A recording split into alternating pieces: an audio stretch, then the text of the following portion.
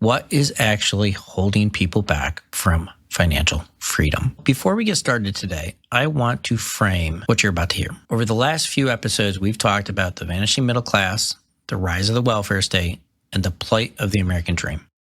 And beneath all of those conversations was one core question: what is actually holding people back from financial freedom? We also took a step back and we talked about perspective. We covered the books Meditations by Marcus Aurelius and The Let Them Theory by Mel Robbins. We did that because before you can learn strategy, you have to have the right mindset. Before you can learn tactics, you have to understand interpretation. And before progress, we have to have the ability to see clearly. Now, if you're wondering, when are we going to get to the financial investment strategies? We are, I promise, just stay patient. But before any of those strategies are going to work for you, we actually have to address how people react to risk, pressure, uncertainty, and the constant narratives that are shaping our financial behaviors. Because if you've been conditioned to believe that there's never enough, that you're always behind, that the system is too stacked against you to ever catch up, if you've been conditioned by social media, by the internet, by news telling you that it's you against them, whoever them are, whether it's rich people, bureaucrats, whatever it is, fear is going to drive your choices. I thought this episode was going to just be one episode. I thought we were going to be able to cover this in one episode. And as I prepared for it, it turned into a 4-part miniseries because I think it's important. The scarcity mindset, understanding the scarcity mindset is important. Scarcity, I think, is the psychological end result of everything we've been talking about. It is what happens when the message becomes there's not enough for you. You are deprived. No matter what you do, you'll always be behind. You're falling farther from behind. That is going to program your brain to react to things in a certain way. The conditions that we're living in, the way that we're consuming information, is programming our mind to think we can't do this and to react out of fear. Any athlete will tell you if you are afraid to lose, that's different than playing to win. If you live in this mindset long enough, your nervous system is going to start treating all these narratives that we hear as actual risk, as if they are true.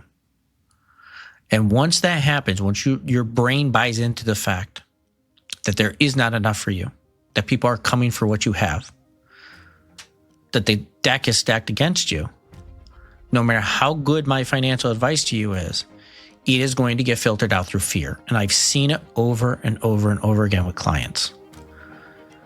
Once that scarcity mindset takes root and it digs in and it spreads its roots down through your brain, you will do things that you even admit are probably damaging to you, but you have to do them anyway because you have to address the fear. In this series, we are going to blow that up. We're going to expose it. We're going to make sense of it, and we're going to give you the tools to take back control. Have you ever looked at your bank account? Maybe you look at your life, whatever, and you think, I should be much further ahead than this. Maybe I'm not where I'm supposed to be. Am I where I'm supposed to be? Am I good enough? Something just doesn't quite feel right. We feel like maybe the ship's left and we're not on it. That's the scarcity mindset starting to take hold. We're going to talk about that. We're going to talk about what it really is. We're going to talk about what scarcity does to your brain and why. Well, I'm going to give you permission. I was going to say why this is not a personal failure, but it could be a personal failure. It's not a personal failure right now. This is back to the Onion Man story of Meditations. I'm telling you, this is what's happening to a lot of people. You can now look at yourself and your situation, and you can say, is this me? And if it's you, you now know, okay, this is a real thing. It's not my failure that it's been inflicted upon me.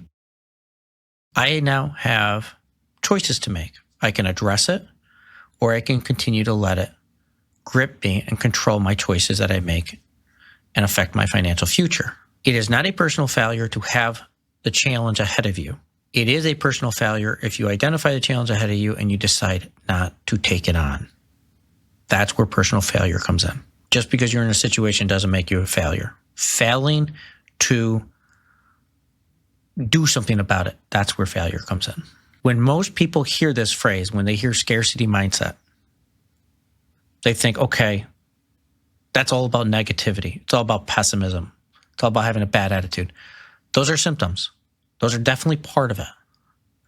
But that's a little bit too shallow, because what's happening is your brain is organizing your life through the narrative that there's not enough. Stuff has been put in your brain from outside sources that have taught it to see through a lens that there's not enough money. There's not enough opportunity. There's not enough houses out there. There's not enough jobs out there. There's not enough this, that, or the other thing. There's not enough room for mistakes. As if you make one mistake and life just passes you by. There's no way to keep up with it. Here's why this matters financially. In your nervous system, if your brain is thinking there is no margin, there's no room for error, then any even ordinary decision is going to feel like your finger against the trigger of a loaded gun. Anytime there's an unexpected expense that comes up, it's not fair. What am I going to do? The market turns, goes down, crashes or corrects, but it's going down. It's personal. That policy, that president, that politician, they're hurting me. We can't even get to the concept of volatility and taking advantage of volatility back to when am I going to learn financial strategies and investment strategies. We can't talk about volatility and how to take advantage of volatility if you don't understand it's not personal. It's how the system works. And that in order to win, you have to understand how the system works so you can take advantage of it. It's not personal. You have healthcare bills. It's not fair. It's just an inconvenience. It's not proof that the system's rigged against you or that life is going to suck. It's the scarcity mindset that is shaping us, shaping in our brain how we're seeing the world around us. And it doesn't really matter if you have a low income or a high income. Income has nothing to do with this. It doesn't matter if you think you're categorically in the middle class or the lower class or the upper middle class. It doesn't matter. The scarcity mindset shows up everywhere. I've seen it with people who have millions and millions of dollars. They still don't think they have enough because they've been told over and over and over again they don't have enough. Imagine living your whole life thinking you don't have enough. You never get to enjoy what you do have then. This is the part that most personal finance advice misses. When your brain is detecting scarcity, whether it's real or whether somebody made it up and put it in your head, it narrows your focus. Behavioral economists call this tunneling. You stop seeing the full picture. You can't. You can only see what is right ahead of you. You can only see what is the perceived threat, the deadline, the problem, potential loss. This is great when you talk about survival instincts and having to run from a saber-toothed tiger. It's not really great when you're talking about how systems work and things that take years and years and years and years to kind of play out. We start to commingle and mix up risk or threat with just how life happens or how certain systems happen or the pattern to certain life experiences. So we start tunneling and all we can look at is that potential loss and everything that may contribute to that potential loss. And when you are panicking about potential loss, everything that happens, your brain is going to filter it out. It's either going to say it has nothing to do with my issue or it's going to say, oh yeah, that probably contributes to potential loss. And it'll start grabbing things and pulling them in. So you won't be able to see the things that would tell you, hey, that's wrong. You don't have potential loss there, or the potential loss that you have there is very minor. It will block that out because it doesn't support its narrative, and it will start grabbing for things and putting them into stuff that reinforces the fact that there's a pending doom coming. So think about how that affects your financial decision-making. You're reactive, you're short-term, and you're emotional. Think about communicating with your spouse or your loved ones. Do you communicate well when you're reactive? When you don't care if what you say affects them long-term, and when you're in an emotional mess? Do you think that you have a good conversation with your loved ones? Well, why do you think that you make good financial decisions if you're in that state? You don't. We panic spend. We avoid doing things we know we should do. We check our accounts every 5 minutes. We keep checking the stock market. We got to put on 24-hour news and watch the ticker on the bottom. We refuse to invest. We know this. We know that we're supposed to invest. You buy low and sell high. Yet when the market crashes, people sell. When the market crashes, people say, I don't want to spend good money after bad. Seriously? As if it's never going to come back? Yes, because if you're thinking about scarcity mindset, good things are scarce. They do not happen often. So when the market crashes, aha, I told you it's going to be bad. It's going to be horrible. It probably will never recover. So I should not throw good money after bad. Or we make these horrible decisions. We take these huge, reckless risks because we have to do something to feel progress. We have to tell ourselves, we've addressed this risk, this catastrophic thing that's happening. We've addressed it. Phew, we did something. We have to do something. You hear that all the time in politics even. We have to do something. We can't just sit here and do nothing. You know, sometimes the best thing that you can do is nothing. People know this. What do they say if you're trying to help somebody who's going through a traumatic event? Listen. Stop talking and listen. That's doing nothing. That's literally doing nothing. Sit on your hands, stop giving advice, and listen and let them talk about their problem. So we know that sometimes the best thing we can do is nothing. Yet when we're in the scarcity mindset, when fear is set in and it's affecting our brain, we have to do something. This is, you know, what you're supposed to do. When you're rational, you know. But when the anxiety level's up there, you do the opposite and you do it over and over and over again. People sell when the market's low over and over and over again until they get to the point where they say the market's rigged against me. I cannot teach you any trading strategies or investment strategies if you are only going to react with fear when the market is just doing market things. Your issue is not that you're not a disciplined person. Well, it might be, but your issue here is not that you're an undisciplined person. Your issue when you're talking about scarcity mindset is you can be a disciplined person, but overload will warp your mind. There's just too much going on there. There's too much hitting it, and your brain will decide what it lets in so that it can just focus on fixing a problem. It's overloaded. Money, when you introduce money into scarcity, it's going to hit harder than a lot of the other stressors because money is tied to so much, especially in our society. It's just tied to so much survival. You know, it's your shelter, it's your safety, it's your food, it's your freedom. It's, for a lot of people, their dignity. It's their identity. So many people feel like if I'm winning financially, I'm a better person. Winning means my account balance is going up. If they're falling behind, meaning their account balance is going down, they're a failure.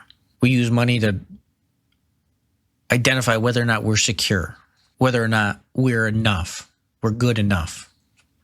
I have people all the time, they say, well, I want my accounts to be $2 million so I can leave that to my kids.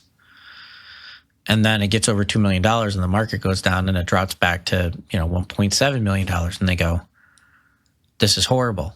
And they take it as a personal affront. And they're all upset because they want to leave $2 million to their kids. And we say to them, what do you expect your kids to do with this inheritance? And they say, well, they better not spend it. They better just leave it invested. Why? Well, because it always comes back. So why do you care? The balance is down. And why do you take that as a personal affront? It makes absolutely no logical sense.